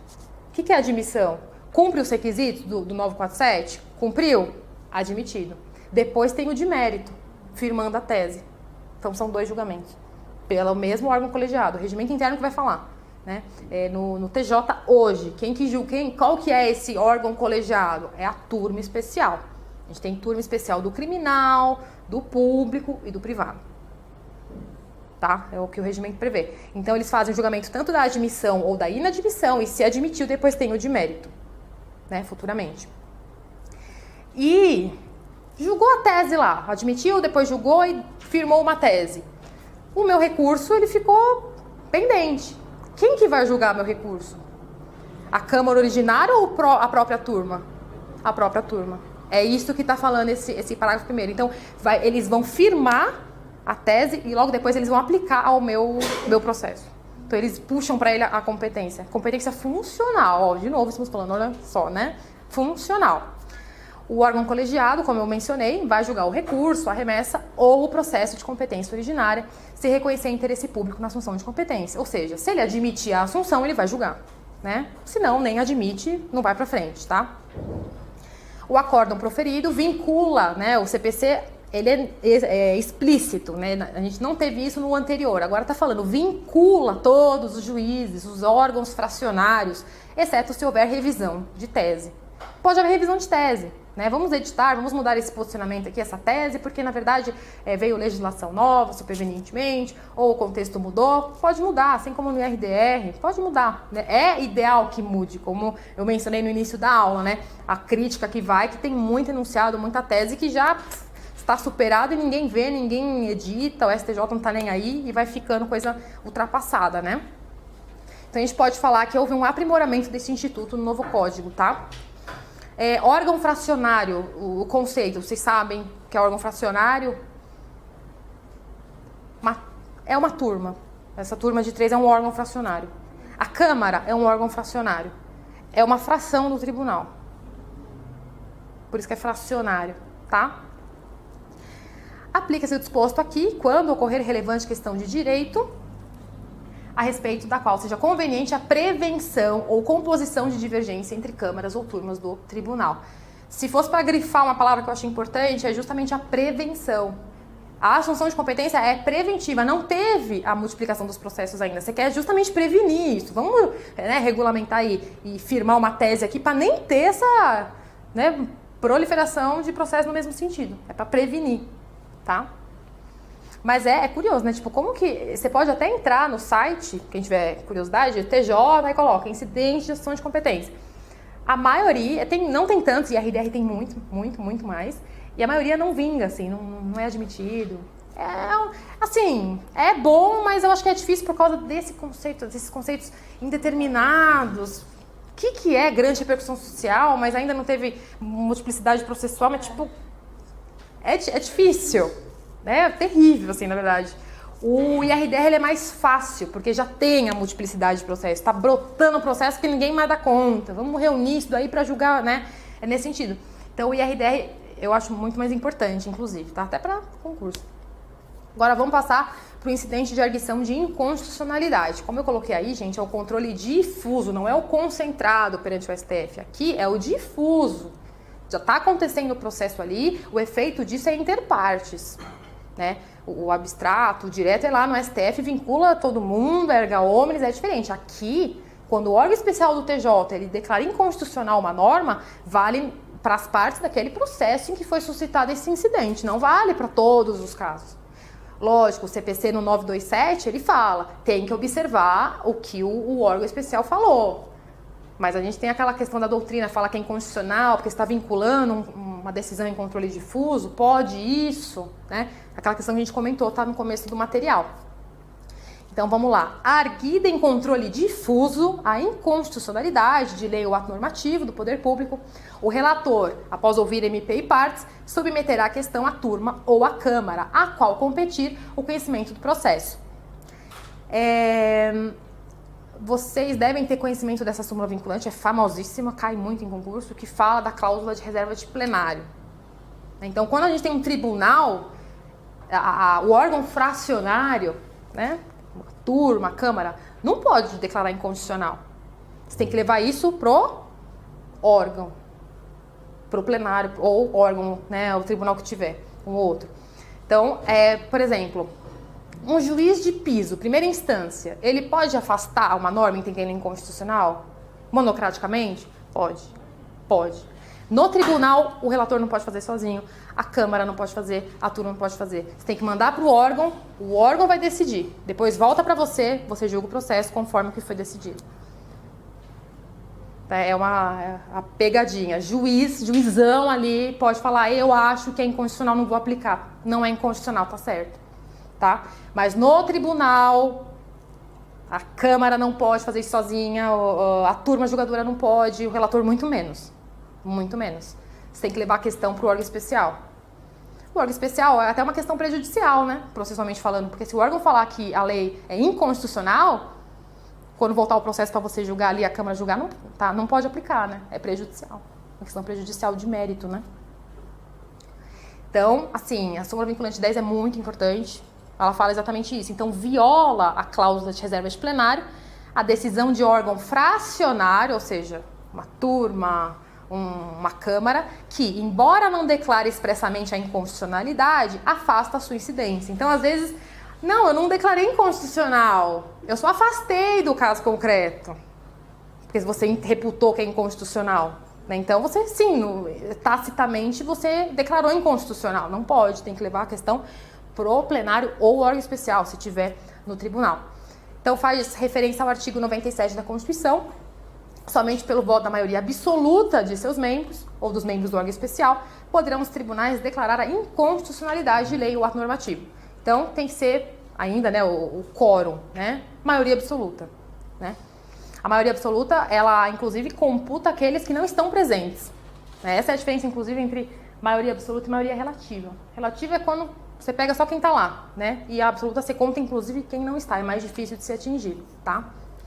Então, isso que eu acho importante também, quando a gente estuda, sei, por exemplo, eu estou falando aqui do 948, faz uma setinha, coloca a súmula vinculante 10, né, o artigo 97, até numa resposta discursiva, tentar jogar essas coisas para fazer um link, né, porque aí você entende o que você está falando, né, te dá mais maturidade, mais propriedade para falar do tema, né. Se a arguição for rejeitada, chegou lá no órgão, por exemplo, e falou, não tem nada de inconstitucionalidade e tal, prossegue o julgamento. Agora, se eles entendem que é caso de inconstitucionalidade, né, o órgão especial falou, é inconstitucional, volta o processo para mim, para a Câmara. Eu vou ter que aplicar obrigatoriamente o que eles falaram, tá? Eu não posso divergir.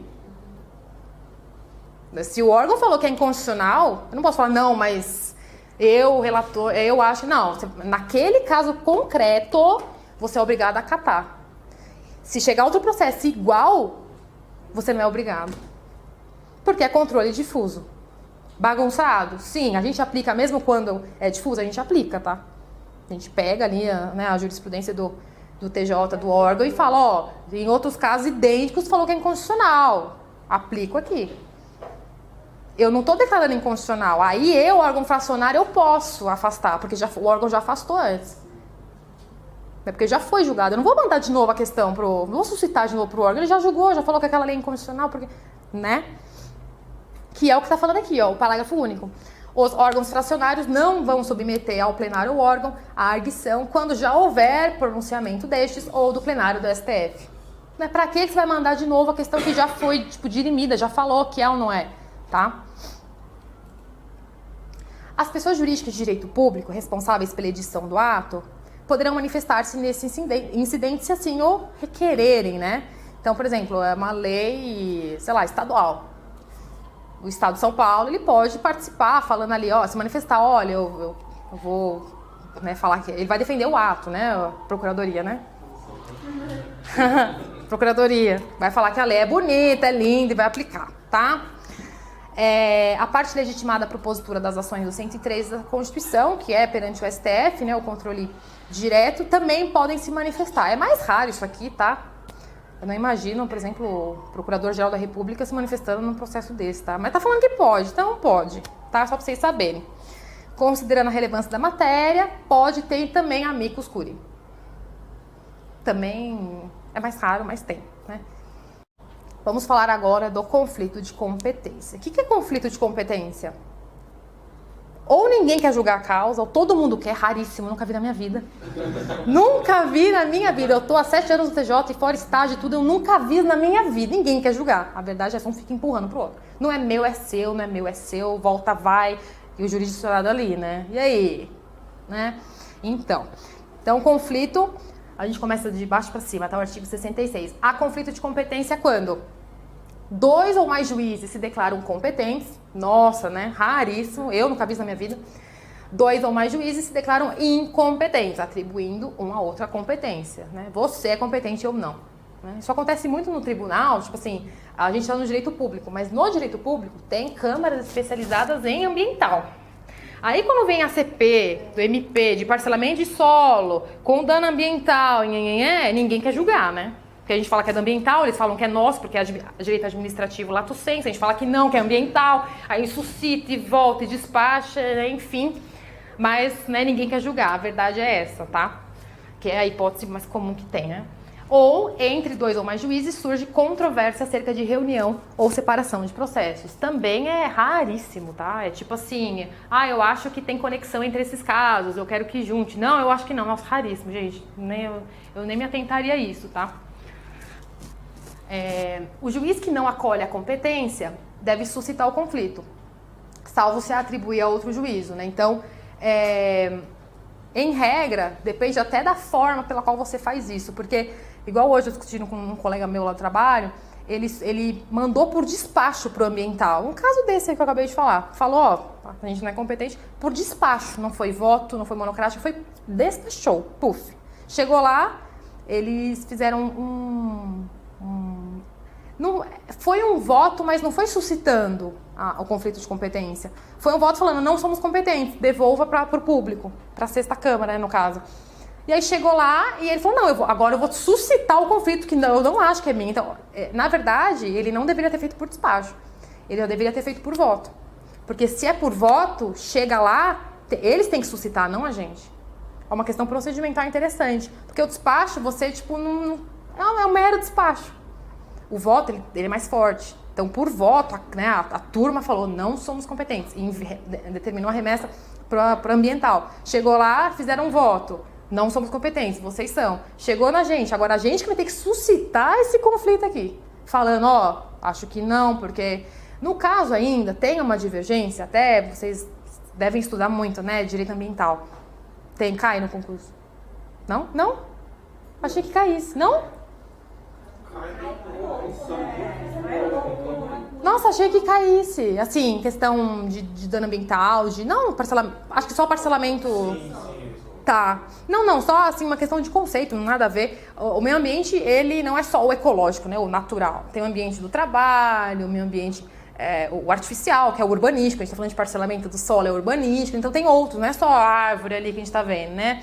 E aí tem essa questão no TJ, tipo, se a Câmara Especializada Ambiental é só para o meio ambiente natural ou para os outros também, né? Como, por exemplo, parcelamento do solo, os danos causados por uma irregularidade, né? Não parcelamento, né? Regular. Então tem essa questão, um fica jogando pro outro, né? Então imaginem só que maravilha, né? Bom, vamos passar agora para homologação de decisão estrangeira e concessão do exequatur à carta rogatória.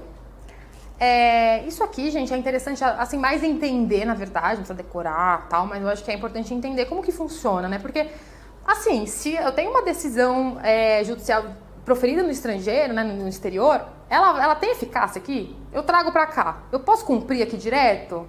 Não posso. O título executivo judicial não é do nosso juízo, né?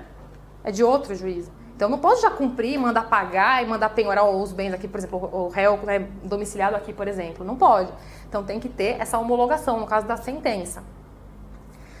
A gente vai ver aqui, antes, né, da emenda constitucional 45, quem tinha competência era o STF para homologar. Passou a ser do STJ. E, na hora de cumprir, depois de homologado, quem cumpre, né, a execução, mas na verdade é cumprimento, é o juízo federal, Justiça Federal. Sempre.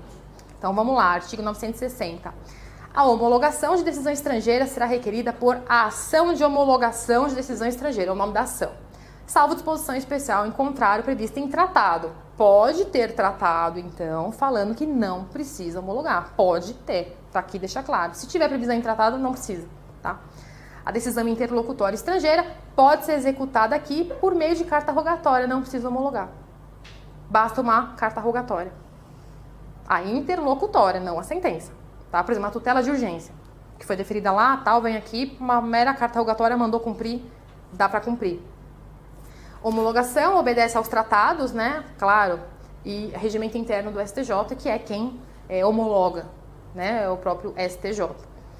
A homologação de decisão arbitral estrangeira vai obedecer ao disposto no tratado, lei, aplicando subsidiariamente o CPC. A lei da arbitragem é essa, para quem tiver alguma curiosidade. Então, assim, cabe homologação de sentença arbitral estrangeira? Cabe, tá falando aqui, cabe inclusive quando é arbitral, não precisa ser judicial, tá? Aí você tem que saber, cabe arbitral também. A decisão estrangeira somente terá eficácia no Brasil após a homologação ou a concessão do exequatur. Exequatur é tipo, cumpra-se. chega a carta rogatória e fala, cumpra, você tem que cumprir, é isso, tá? Salvo disposição de lei ou tratado. Então aqui a gente tem que tomar, às vezes, cuidado com o termo que a gente usa, porque uma coisa é a validade, né, da decisão, outra coisa é a eficácia. A decisão pode ser válida, mas ela não vai ter eficácia em território nacional. É isso, é questão de eficácia, no sentido de o que é eficácia? Produzir efeitos. Ela não pode produzir efeitos aqui, tem que passar por esses, né, esse procedimento aqui. Pode ser homologada parcialmente. Vamos imaginar, por exemplo, a gente vai ver os requisitos para homologar uma decisão, uma sentença estrangeira. Mas um deles é que, assim, não pode ferir a ordem pública nossa. Imagina que metade da decisão feriu. Então pode ser homologada parcialmente, não tem problema, não precisa ser inteira, tá? A autoridade brasileira, né, o juiz, ele pode deferir pedido de urgência e realizar atos de execução provisória, normal, né, tutela de urgência. Olha só, né, haverá homologação, inclusive para execução fiscal de outro país, né, cobrando um tributo aqui, né, de réu domiciliado aqui, se prevista em tratado ou promessa de reciprocidade. Então é possível, não precisa decorar, saiba que cabe em caso de execução fiscal também, né? A sentença estrangeira de divórcio consensual, ó, isso aqui pode ser uma pegadinha, é bom saber. Produz efeitos no Brasil, independentemente de homologação pelo STJ. Divórcio consensual no estrangeiro não precisa ser homologado para produzir efeitos aqui. É uma exceção que a própria lei está falando. Não precisa de homologação. Então aqui o que acontece? Divorciou lá, foi consensual, chegou aqui, vai no cartório, no registro de pessoas naturais e pode averbar. Não precisa passar pela homologação. Oi? Se tiver partilha de bens também. Então, a questão da partilha de bens, aí que tá, depende. O artigo 23 do CPC, a gente vai falar daqui a pouco, ele fala da competência exclusiva do judiciário brasileiro. E lá tá muita questão imobiliária. Se eles tinham um imóvel aqui no Brasil, por exemplo, o casal que se divorciou no exterior, e eles resolveram consensualmente a respeito disso, lá não pode. O juiz brasileiro só que pode. Entendeu? Então, essa sentença seria... Seria, na verdade, homologada em partes. Isso, ela precisaria ser homologada nessa parte. Na verdade, ela nem seria homologada nessa parte da partilha, porque como o imóvel está localizado no Brasil, só o juízo brasileiro pode... Então, essa parte nunca vai ter eficácia aqui. E a outra parte já poderia ser registrada direto. A parte não da partilha, só do divórcio, tipo o estado de pessoa. O meu estado civil não é mais de casada, agora eu sou divorciada. Isso sim, é só isso. Entendeu? Isso até é uma coisa assim de competência legal para lembrar em prova. Sempre que a questão, qualquer coisa, for de imóvel localizado aqui, é só o juízo brasileiro que pode processar e julgar. Só. Não cabe homologação. Se veio de fora, não pode. Tem que ser aqui. Tá? O artigo... Isso tem até competência estadual, né? Oi, desculpa. Isso tem até competência estadual. Sim. Um inventário que é na Bahia, por exemplo, tem um imóvel aqui em São Paulo, Tem que ser vem uma carta, como é que fala? Precatória? Precatória, e aí você junta as custas aqui e depois envia pra lá. Eu acho que é assim. Imóvel é uma coisa muito... realmente se fixa mesmo, né? Mas eu acho que tudo isso aí demanda por causa dos impostos, né? Oriundos. Principalmente. Todo mundo quer, né? Tipo, e daí que você mora no exterior? É aqui na minha cidade? É aqui? Entendeu? Paga aqui. Mas não é, e dá muito problema, por exemplo, a pessoa, tipo, morreu no exterior, o móvel tava aqui, tipo, ixi, isso aí tá pano pra manga. Então, se alguém perguntar, né, uma pergunta assim, uma decisão proferida no estrangeiro, ela sempre precisa ser homologada para ter efeitos no Brasil? Sempre não. Então, tratado pode prever que não precisa, a própria lei pode prever que não precisa, o CPC tem um exemplo aqui falando que divórcio consensual não precisa. Tá, então nem sempre. E decisão interlocutória não precisa, basta o exequatur, tá falando aí, tá? Então tem essas exceções que eu coloquei aí. Você tinha comentado isso, que apenas o exequatur não precisa homologar, tá? Eu coloquei o exemplo do divórcio consensual, mas envolvendo filhos, então envolve direito de guarda, direito de visitas. No caso, caberia uma homologação parcial, que é o que a gente comentou. Dá para homologar, mas apenas parcialmente, porque a parte do divórcio consensual não precisa. Pode registrar no cartório diretamente. Essa parte, a parte né, de guarda-visita tem que ser homologada. Certo? Quais os requisitos para homologar? Como mencionamos, né?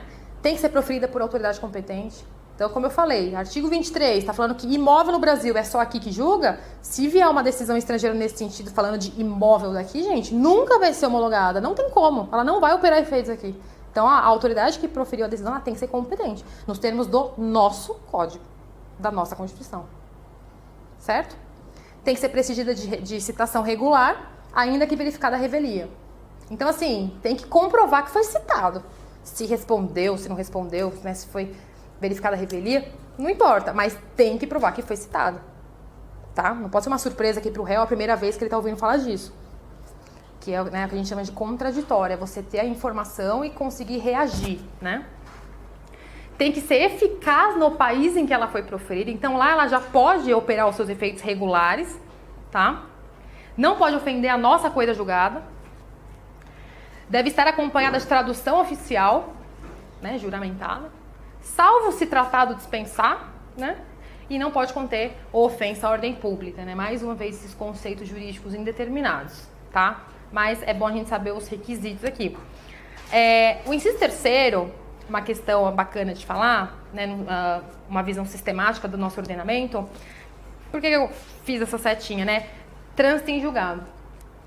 Tanto o regimento interno do STJ, que homologa, né, sentença estrangeira, quanto a lei de introdução às normas do direito brasileiro, a LINDB, pedem o trânsito em julgado no país de origem. O CPC novo fala, basta que seja eficaz. Tem uma diferença. É diferente, porque pode ser eficaz sem ter trânsito. Não pode? Né? Por exemplo, teve um recurso sem efeito suspensivo lá, mas já é eficaz, pode cumprir. Então, olha só, então pelo CPC pode ser homologado aqui, sem o trânsito. Então é um detalhe, mas, né, igual eu mencionei, o artigo 15 da LINDB fala, será executado no Brasil a sentença proferida no estrangeiro que reúne os seguintes requisitos. Como eu mencionei, o juiz competente, o CPC prevê também, tem que ter sido citado ou haver legalmente verificado a revelia, ter passado em julgado. Então, expressamente a LINDB fala, tem que ter trânsito em julgado. O CPC atual fala, basta ser eficaz. Tá? Professor, Oi? Aí tem um conflito, né? Porque são dois dispositivos que disciplinam a mesma coisa. Como é que fica dentro desse conflito? A doutrina fica bem louca, né? Porque assim, você vai falar, bom, a LINDB, tipo, ela regulamenta a aplicação de toda a legislação, né? Todo o ordenamento. Aí então, será que ela, tipo, se sobressaria, tipo... Só que se você continuar a ler, por exemplo, o E fala assim, aqui a linha, ter sido homologada pelo STF. Então eu já coloquei o risquinho. Por quê? Porque esse artigo 15 da LINDB foi editado antes da emenda 45 de 2004. Então, assim, qual que é o entendimento doutrinário atual? Vale o CPC. Novo, lei especial, lei nova, revoga, sabe aquela coisa? Prevalece, que inclusive está na LINDB, essas coisas do que prevalece ou não. Porque assim, já vê que o STF já está desatualizado. Isso aqui, gente, fui eu que fiz, tá? Se você pegar a LINDB, ela não tem esse risco não, tá?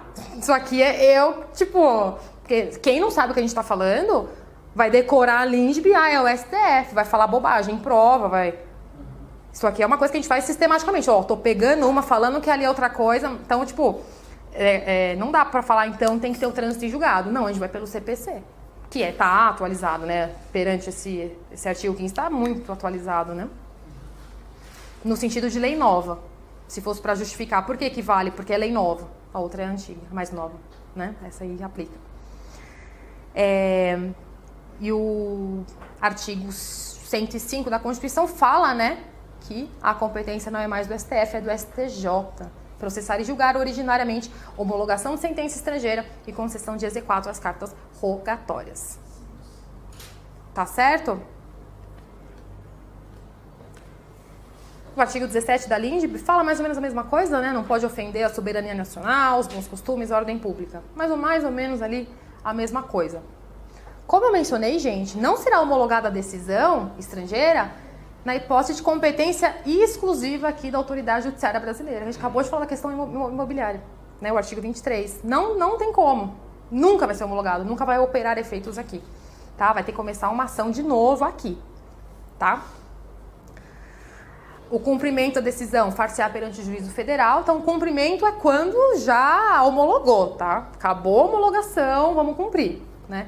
Por que cumprimento? Qual que é a diferença entre cumprimento e execução de sentença? O cumprimento vem de uma decisão judicial. Isso. É um título executivo judicial. A execução extrajudicial, né? Eu até coloquei aqui embaixo, né, o cumprimento de sentença estrangeira tal, o artigo 515 do CPC, ele traz todos os títulos executivos judiciais. Então, todos os casos cabe o cumprimento.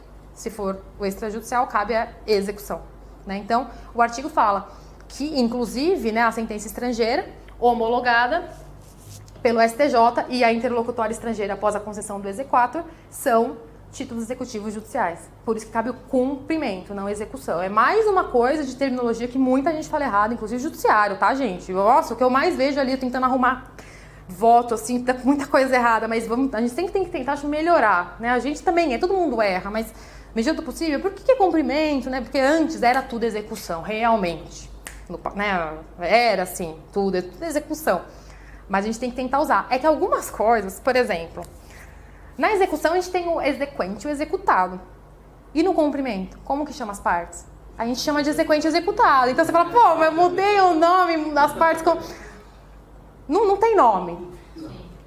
Não, mas tipo, mas vamos tentar, pelo menos assim, com o nome da fase, vamos falar cumprimento e execução. Acho que já ajuda, você sabe o que você está falando, né? E é o juízo federal, tá? Tá na Constituição, o 109, né? O 109 sempre competência federal. É bom saber também esse dispositivo constitucional. Então, quem que homologa? STJ.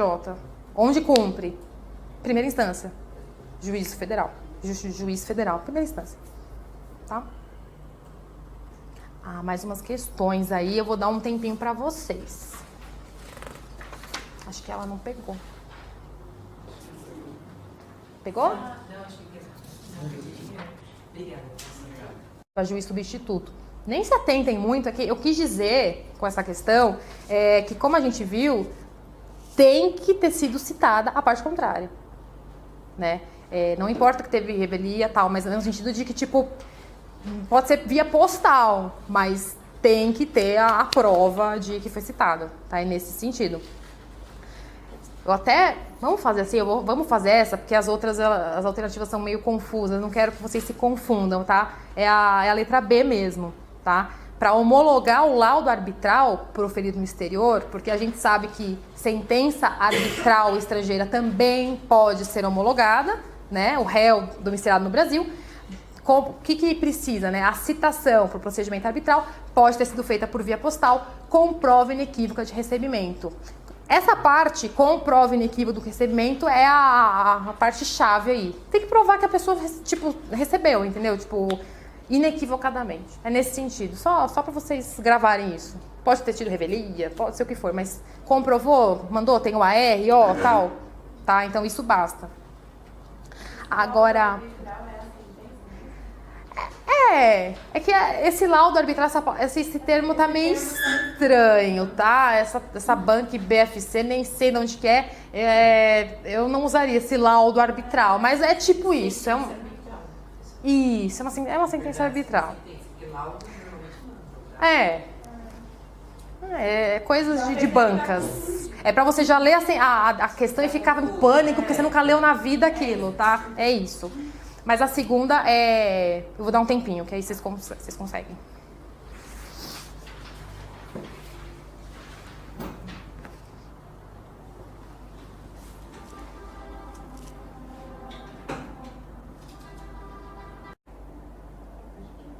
Pode ir antes do nosso intervalinho? Vamos fazer? Vamos lá. Decisão de urgência, então, é uma decisão interlocutória, não é uma sentença. Proferida pelo juiz estrangeiro antes da sentença, claro, né? Poderá ser executada no Brasil por meio de carta rogatória. Perfeito, né? Sim, não precisa ser homologada, é uma das exceções, né?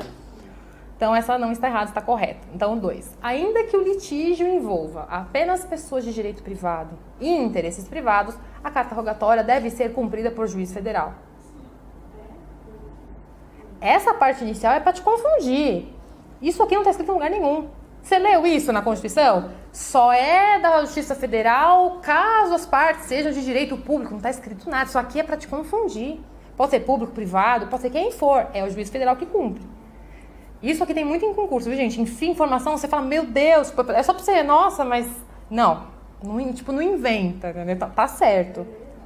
É sempre juiz federal que cumpre. Sempre. Isso é constitucional, tá no artigo 109, inciso 10. Sempre. Pode até anotar aí. A Constituição não faz essa diferenciação, né? Se a parte for privada, não é federal. Não, é sempre federal, tá? E o terceiro fala assim, mesmo quando a matéria envolva tema de competência exclusiva de jurisdição nacional, artigo 23, é juridicamente viável concessão de exequatur rogatória que não vincula a posterior homologação. É a única errada, né? A gente acabou de falar, gente. Se envolve competência exclusiva daqui do juízo brasileiro, inviável. Seja a homologação da sentença, seja a concessão do exequatur, não tem como. Vai ter que entrar com uma ação nova aqui. Aqueles casos do imóvel. Sempre lembro, 23 é o imóvel no Brasil. Vocês não erram mais, tá? Então, a alternativa é a C, apenas a terceira é falsa. Professora, essa hipótese do item 1 foi aquela que você tinha falado do caso seja com efeito, sem efeito suspensivo e tal, né? Do exemplo que você Por deu. exemplo, sim. Uma tutela de urgência, por exemplo. Não teve a sentença lá ainda, mas é uma tutela de urgência e o réu, para cumprir, ele é domiciliado aqui. Por rogatória, não precisa homologar. É isso que quer dizer. Igual eu tô falando, antes da sentença, é isso. É uma tutela de urgência, basicamente. Que só o CPC prevê, né? Isso. O que só prevê? Essa hipótese, porque parece que pelo Não entendi. STF não pode. Tem que ter o exequatur, né? O exequatur? Isso. Só que o Código de Processo Civil, ele não exige isso. É que o exequatur, na verdade, ele tem a ver com a carta rogatória. A carta rogatória, ela chega aqui, é de um país estrangeiro. Judiciário, me ajuda aí a cumprir essa tutela de urgência. Fala pro réu fazer tal coisa. Então, A gente dá o exequatur. O judiciário, ele dá o exequatur. Aí ele fala, cumpra-se. Entendi. É isso, o exequatur é o cumpra-se. Cumpra-se a carta, que é a ordem emanada da autoridade estrangeira. Entendi. Sim? Pessoal, intervalinho agora. Fica à vontade e a gente já volta.